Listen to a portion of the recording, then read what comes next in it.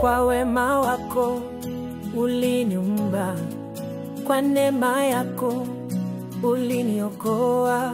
Sasa nasimama mbele zako nikiimba wimbo wa ushindi.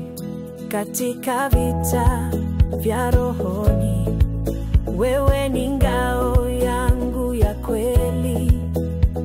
Hakika sitashindwa, kwa maana wewe ni upande wangu. Umenipa ushindi mkuu, ninakushukuru Bwana wa majeshi. Ninakuita mkombozi wa roho yangu, asifiwe jina lako milele.